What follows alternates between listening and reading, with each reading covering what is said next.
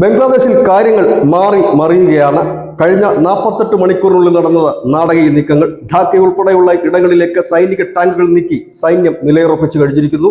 അതിന് തൊട്ടു പിന്നാലെ യൂനസ് വീണ്ടും ഒരു മലക്കം മറിച്ചിൽ കൂടി നടത്തിയിരിക്കുന്നു. നേരത്തെ രാജിവെക്കും എന്ന് സൂചന നൽകിയ യൂനസ് പിന്നീട് അതിൽ കടിച്ചു തൂങ്ങി നിൽക്കാനുള്ള ഒരു ശ്രമമാണ് നടത്തിയത്.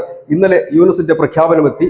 തെരഞ്ഞെടുപ്പ് 2026 ജൂണിന് മുമ്പ് നടത്തുമെന്ന്. പക്ഷെ സൈന്യം പറഞ്ഞത് ഡിസംബറിൽ തന്നെ നടത്തണമെന്നായിരുന്നു. അതിന് തൊട്ടു പിന്നാലെയാണ് ജമാഅത്ത് ഇസ്ലാമി പുതിയ നേതാവിനെ പ്രഖ്യാപിക്കുകയും ചെയ്തു. അമീർ ഹംസ എന്ന് പറയുന്ന കടുത്ത മതമൗലികവാദി നേതാവ്, മതപ്രഭാഷകൻ.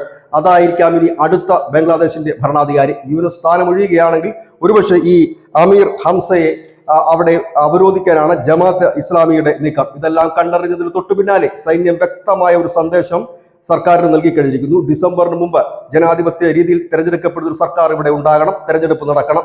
ഇല്ല എങ്കിൽ വേണ്ടത് ചെയ്യാൻ സൈന്യത്തിന് അറിയാമെന്ന് കൂടി പറയുമ്പോൾ അധികം വൈകാതെ ബംഗ്ലാദേശ് പട്ടാള ഭരണത്തിലേക്ക് നീങ്ങുന്നു.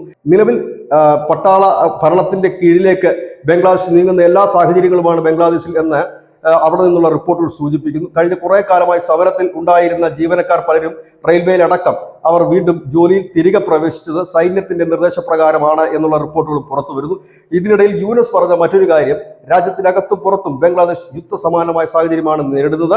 2025 മെയ് 12 അവാമി ലീഗ് എന്ന രാഷ്ട്രീയ പാർട്ടി നിരോധിച്ചതോടുകൂടി രാജ്യത്തിനകത്ത് ഒരു യുദ്ധസമാനമായ സാഹചര്യം. രാജ്യത്തിന് പുറത്ത് ഇന്ത്യയുടെ പേരെടുത്ത് പറഞ്ഞില്ല എങ്കിൽ കൂടി രാജ്യത്തിന് പുറത്തും യുദ്ധനീക്കങ്ങൾ നടക്കുന്നു എന്നാണ്. അതായത് ബംഗ്ലാദേശിൽ അവസാന നിമിഷം വരെ കടിച്ചു തൂങ്ങാനുള്ള യൂനസിന്റെ ശ്രമമായിട്ടാണ് ഇതിനെ പലരും കാണുന്നത്. അതായത് യുദ്ധഭീഷണി മുഴക്കുന്നു, ഒപ്പം തന്നെ സഹതാപം പിടിച്ചു പറ്റാൻ രാജ്യഭീഷണി മുഴക്കുന്നു. അങ്ങനെ എത്ര ദിവസം മുൻപോട്ട് പോകുമെന്നുള്ള കണക്കൂട്ടലിനിടയിലാണ് ഇതിനെയെല്ലാം തകിടം മറിച്ചുകൊണ്ട് സൈന്യം പറയുന്നത് ഡിസംബറിന് മുമ്പ് തെരഞ്ഞെടുപ്പ് നടത്താമെങ്കിൽ നടത്തൂ, ഇല്ല എങ്കിൽ തങ്ങൾ ഈ പണി ഏറ്റെടുക്കുമെന്ന്. News desk news India Malayalam.